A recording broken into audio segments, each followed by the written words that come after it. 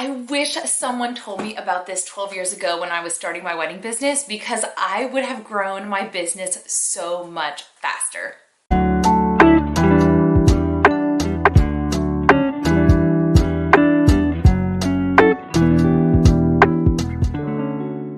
Hey friends, welcome back to my channel. If you're new, my name is Gabby. I'm a wedding planner for adventurous couples, and I have been a wedding planner for 12 years. I've made a lot of mistakes. I've learned a lot about wedding planning and running a business along the way, and I'm here to teach you, fellow wedding planner, how to grow your business and how to do it in a way where you're not making the mistakes that I made.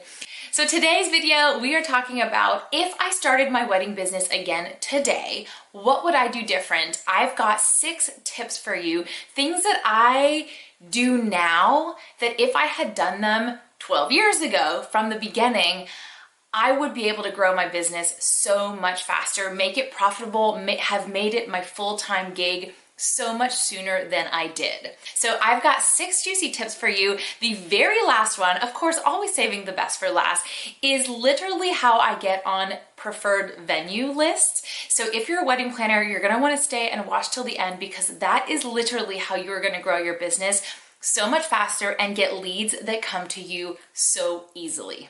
Okay, before we dive in, I would be eternally grateful if you give this video a thumbs up and subscribe to my channel.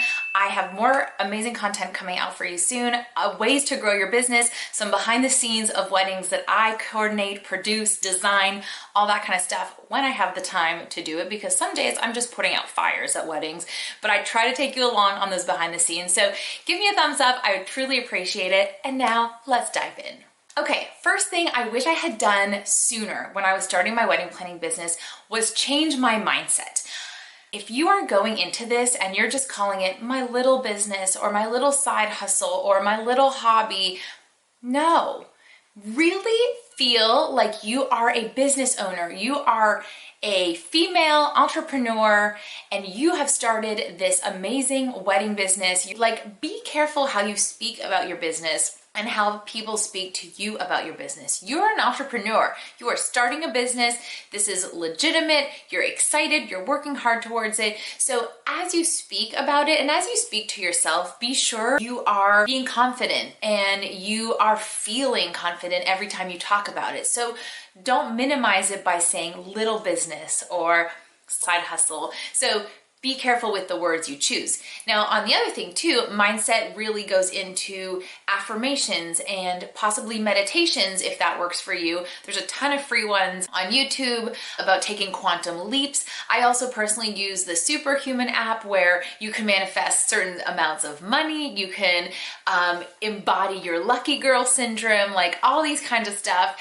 That app has worked really well for me because it's more of an activation is what they call them. So it's less about sitting with your eyes closed, which I find very hard to do. And it's more about getting up, moving. When you're getting ready, you can listen to it. When you are walking the dog, you can listen to it. So when you're driving, you can listen to it. So I will link that one in the show notes, but Superhuman app has been really good. And it is so important that your mindset is the first thing you get right before you really launch into your business. The next tip I have for you is joining key groups. So here in Nashville, I am part of the Nashville Wedding Planners group. Shout out to you. We get together and we talk shop. We talk about pricing. We talk about vendors we love or vendors that we are feeling are lacking or not doing the best job they could possibly be.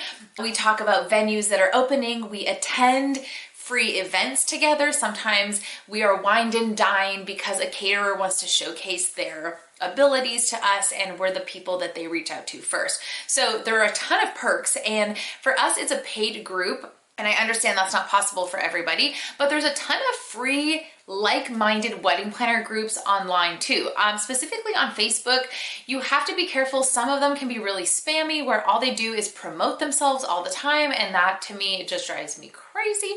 But a lot of the other times you can find accountability partners or fellow wedding planners that are at the same beginning growth process as you, and you guys can talk shop and have your own separate group together, right? There's a lot of just meetups too. I mean, joining the Chamber of Commerce is something I did early on on just to get in front of fellow business owners. It doesn't always have to be in the wedding planning industry. You may want to tap into other creatives too, because you'll learn a lot from them as well. So making sure you're joining key networking groups is super important. Okay, next up is strategic networking. So now that you've joined some groups, if you are attending specific networking events, I want to encourage you to be strategic about it. What I mean by that is go into the event with a goal. Go into it wanting to create an authentic connection with somebody else, another human. I think we forgot about this a little bit after the pandemic, and I find it really important to build that back up. It's a huge part of your business. It's a lot of the time about who you know. The more you can be helpful to people, the more that you can create relationships, bonds with other humans, the more they're going to remember you and want to send you business or think of you when they're having a conversation with a friend who just got engaged. I took it upon myself to be a better networker, and now I go into it with a specific goal. So for me, that could be introduce somebody to somebody else. Being the person that's connecting everybody at networking events is really great. Now, I understand if you do not know anybody, go into it with another goal. Perhaps it's meet 3 new people and learn one personal thing about them. You might learn their dog's name, and then you guys can connect about your animals. Or you might learn that they have kids and your kids go to the same school. Something that's a little bit outside of just the wedding business, because people actually are humans. They're not just business owners. So I think it's really important to connect with other humans in a very strategic way. This next tip is one of my favorites. I have done many of these. I have found them to be super, super helpful for building my brand and getting my creativity out. What I mean by that is styled shoots. So if you don't know, a styled shoot is basically a mock wedding. Basically, the idea is as the planner and designer, you gather a group of wedding creatives, so photographers, florists, maybe caterers, hair and makeup, rentals, lighting, venue, all that kind of fun, maybe fun details, an invitation person.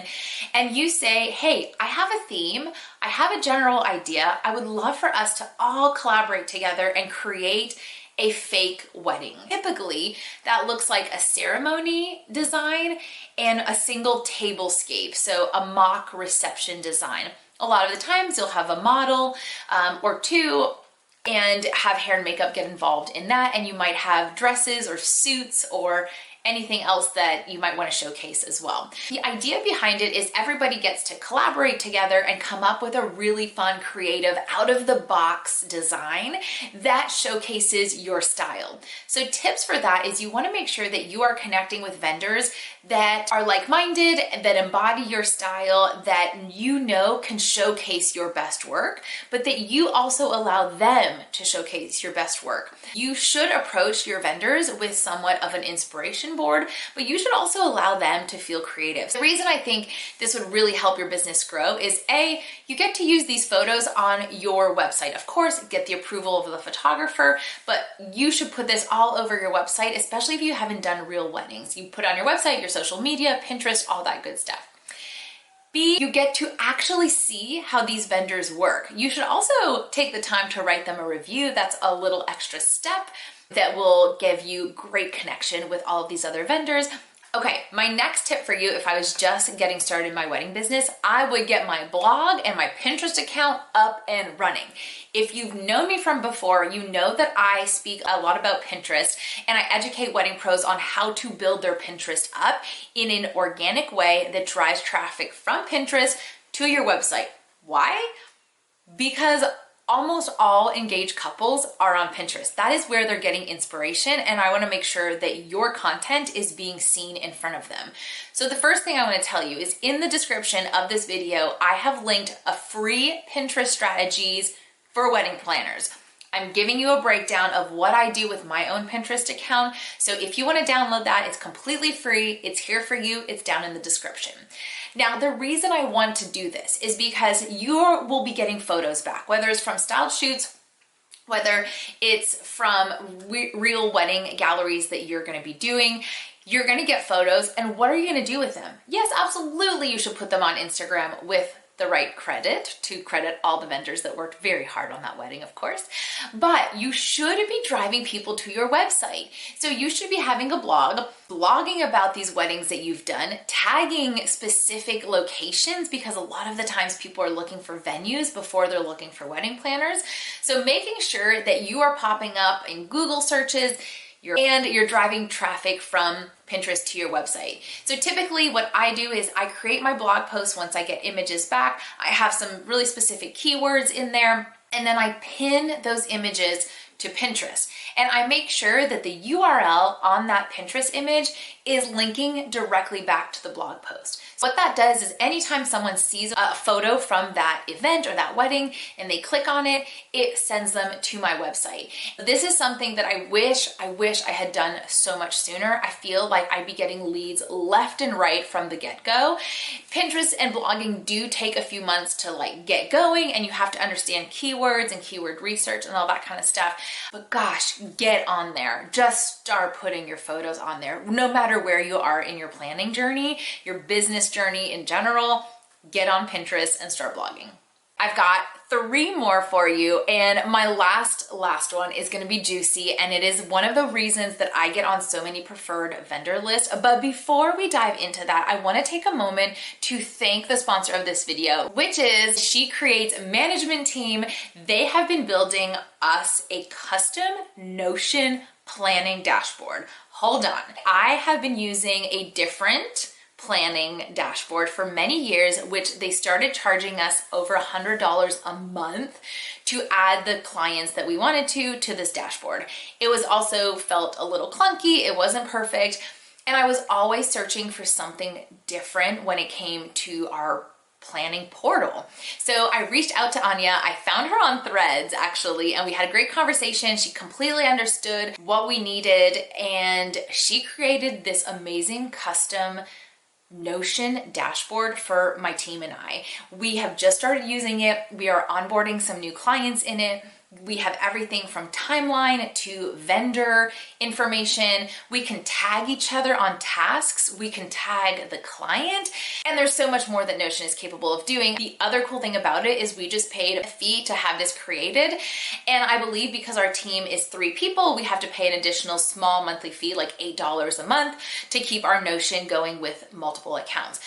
Much better than the $100 a month that we were paying before. So if you are looking to step up your planning game and you're at that point in your business where you are starting to get a lot more clients and you need to keep things streamlined and organized and tag them and assign tasks and like really manage your clients and your inquiries well, which by the way, we have a whole financial tracker, we have an expense report, and like we just have a clearer vision of what the business is looking like on the back end and on the front where our clients are actually planning. So if you're interested in learning more about this, I'm going to put Anya and the She Creates Management Team info in the description. Just use code CWCE when you are reaching out to her so she knows I sent you and she is going to hook you up. Okay, diving back in, the next piece of advice I would give you is to volunteer. No matter where you are in your planning business growth journey, I always recommend that you pick up some volunteer gigs. When I first started, I volunteered for everything I could get my hands on, from trade shows to conferences to nonprofits to weddings, like you name it. If there was a volunteer opportunity or of course a paid assistant opportunity, I was there, I was putting my name in the hat because I knew I had so much to learn from other people. You may have a preference on the type of event that you want to do. If it's weddings, amazing. But I didn't know I wanted to do weddings until I worked for corporate and for nonprofit events.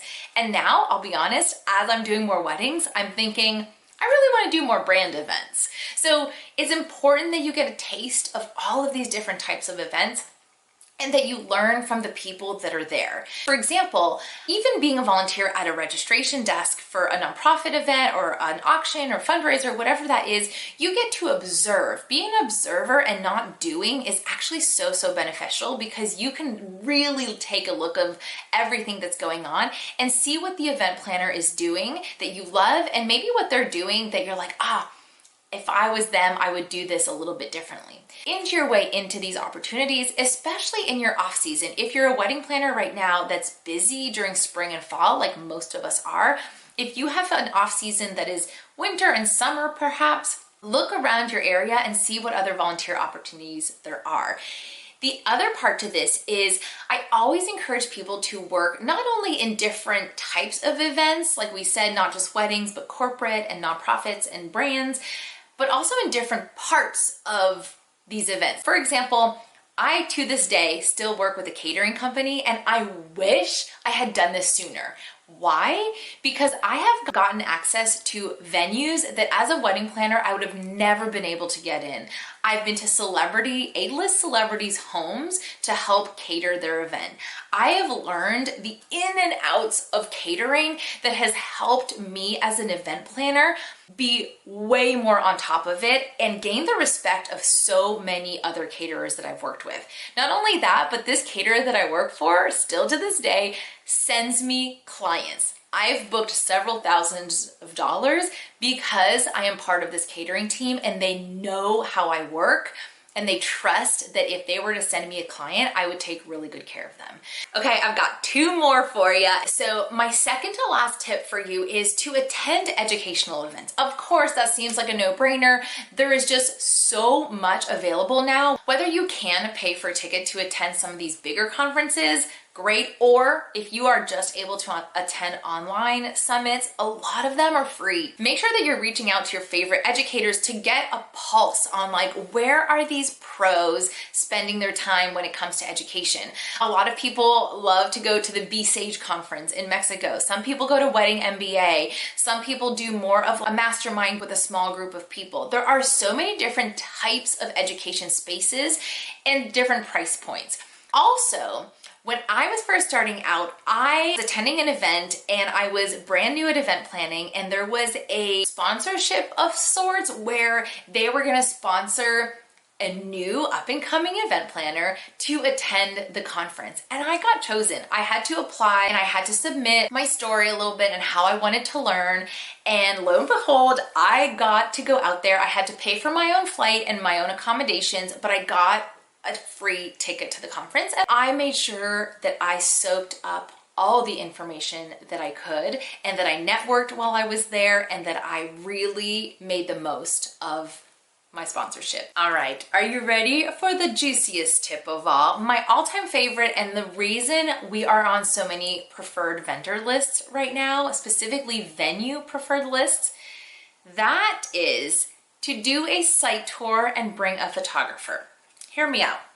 Basically, wedding planners, we are almost like second in line to being chosen when couples are doing research for their wedding, right? The first thing they tend to look at is the wedding venue, and that's great. I love that for them. So the idea is, I want you to reach out to local venues and say, hey, I'm really interested in getting to learn more about your venue. I would love to come in for a tour, and may I bring a photographer?